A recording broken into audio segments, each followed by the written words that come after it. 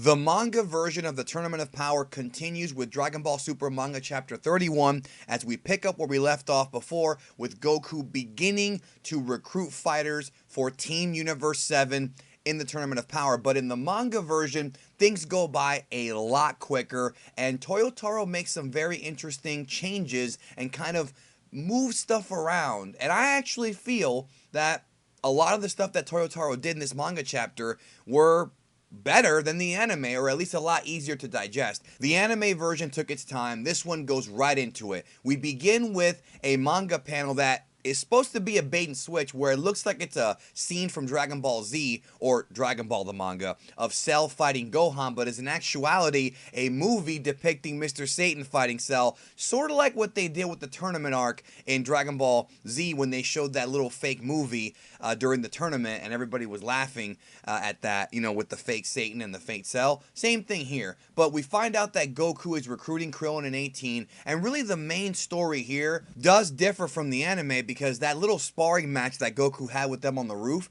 doesn't happen in the manga, which I'm okay with, but they do reiterate the whole thing where Beerus tells Goku, you know, don't tell anyone about the destruction of the universes because we don't want to scare them into a panic. So Goku once again lies and says that, oh, well, you get a monetary reward, which 18 is all over. And they also explain in this manga chapter that when 17 was brought back to life, his body appeared in the location where Cell was destroyed. This was a pretty creative way of introducing 17 to the story by kind of flashing back to one of the last times that we saw him. Not the last time, but one of the last times that we saw him. So they inform Goku about 17's location, but they're not exactly sure where he is. So like in the anime, Goku goes up to the Heavenly Realm, otherwise known as the Lookout, where Dende and Mr. Popo are, to see if he can figure out where 17 is because he can't sense 17's energy because he is an artificial human. So he goes up there and meets Dende and Popo, very similar to the anime, but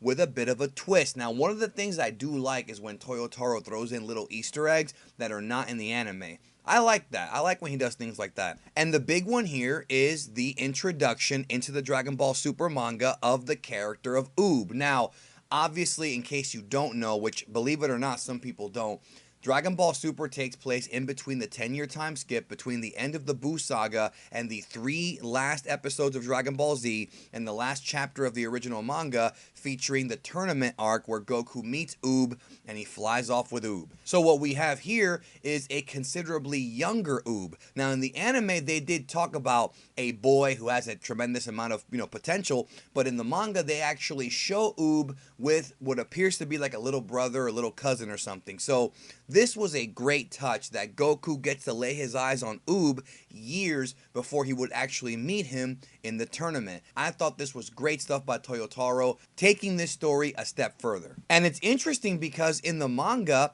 Dende is the one who suggests that Goku be the one to train Oob, the reincarnation of Majin Buu, having his soul cleansed and being a good, humble human being. That was a nice touch, I really think so. Do you agree? Let me know in the comments. So Dende points at exactly where the island is and Goku goes right to it, but then he quickly realizes that he doesn't know what 17 looks like. Now, there was a scene, an anime-only scene, where Goku had a dream of 17 and 18 appearing and killing Chi-Chi. If you've seen Dragon Ball Z, you remember this scene. That scene has never really made any sense at all because Goku never knew what 17 looked like at all in the anime or in the manga, but somehow he mentally figured it out in the anime. Well, Toyotaro ignores that completely. So Goku, as of right now, has no clue what 17 looks like, and he realizes it, but he's still going to try to find the dude. But first, he has a little bit of a skirmish with some poachers. It's kind of like what happened in the anime, but this one's played up for laughs as Goku takes the dude's mask and puts it on. It looks like Mighty Mask, actually, which I thought was a nice touch. It was fine. I was cool with this. Now, unlike the 18 and Krillin stuff, Goku and 17 do spar, but in this version, Goku shows them SS3. And they have a cool little short fight that shows that 17 has improved, but unlike the anime, Goku did not go blue in this version. I feel like Toyotaro saw the anime version, saw the criticisms of the power scaling and how nonsensical it is that 17 can get to blue level, which is beyond God as we know. So for his manga, he chose to kind of scale it back. This was a pretty cool idea. And thankfully, that entire sequence with the space pirates, that episode that almost everybody hates from the anime.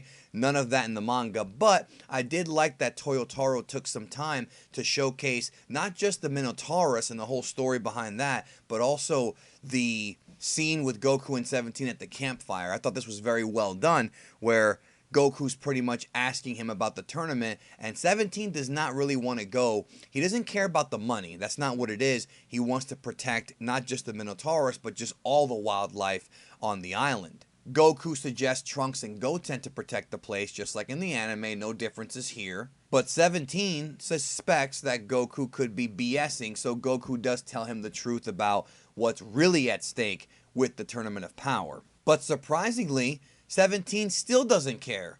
He's thinking, okay, if we all get wiped out, we all get wiped out. And that's just how it goes. I thought that was a little dumb, only because 17 is a family man. He has a wife and 3 kids, and you would think that he would care about them existing, but his mentality is, well, if everybody goes, then what can we do?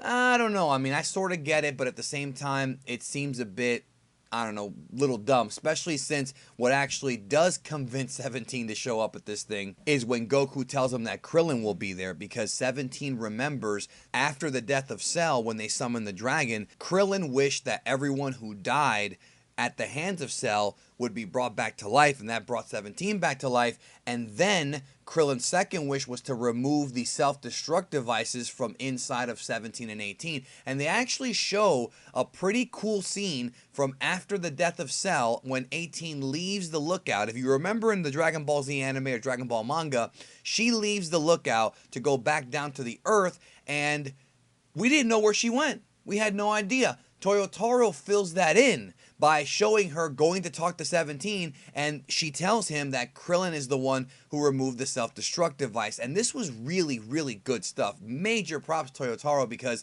this is sort of like a deleted scene that really gave a decent amount of motivation to 17, kind of reminded 18 of the kind of guy Krillin is, which would lead to them hooking up.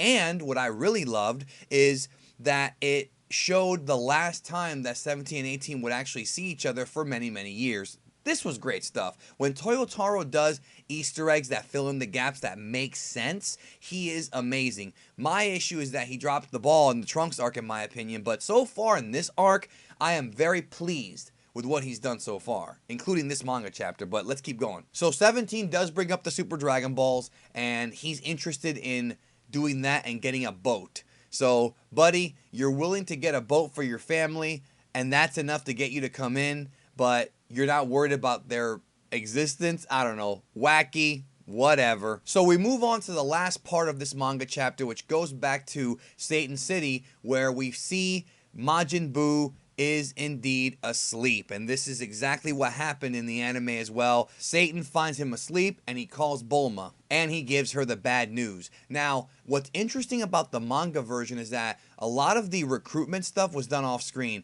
Master Roshi's already in, Piccolo's already in, but there is no 10th fighter. Now, the 10th fighter was supposed to be Gohan. If you look at the chart, Majin Buu's already there, but there is no Gohan, and if Buu does not make it because he's asleep, that'll put them down to 8 fighters. So I think what they're going to do is, in the next manga chapter, that's when they're going to tell the story of Gohan coming into the tournament, as well as Frieza coming in, like what they did in the anime. What I thought was really funny is, right before Mr. Satan calls her to give her the bad news, Bulma's thinking, okay, who could the 10th fighter be? And Yamcha came to mind, and then she's like, nah. Like, I really like the way they played this up. I mean, I didn't, some people didn't really see it that way, but I saw it more like she was thinking about Yamcha and then kind of realized, nah, bad idea.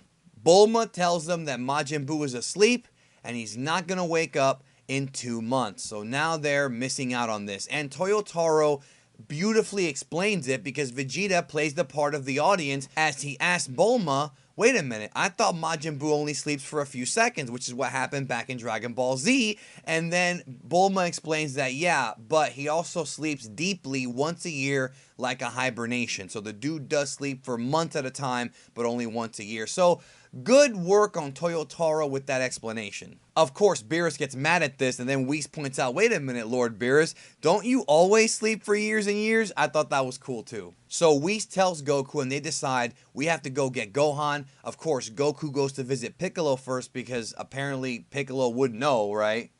And when he meets Piccolo, Piccolo tells Goku, don't worry, I'm going to train him up. He'll be in tip-top shape. So I don't know if they're going to actually show Gohan in the next manga chapter. I think they will, but I presume the next manga chapter will really be focused on Frieza and that whole arc with him coming into Team Universe 7. But this manga chapter ends with Piccolo saying, we need Gohan, and that's where the story ends for this month. Overall, I enjoyed this manga chapter. Toyotaro took what was in the anime, sped it up to make it easier, and he fixed a lot of the problems that were in the anime and explained things a lot better. This is a perfect example of good changes that Toyotaro has made to the story. I felt he dropped it with the Trunks arc, but like I said earlier, in this Tournament of Power arc so far, he has done a great job. Do you agree with me? What do you think about the manga version of the story? It's so much easier to read this and go through it faster. The anime had some great moments too, don't get me wrong. It had a lot of fun episodes, but this is just so much easier. We didn't have to worry about that TN filler in the village and all that stuff. It's much, much simpler here, and I really did enjoy this version. Let me know what you think. Thank you so much, and I will talk to you guys later on.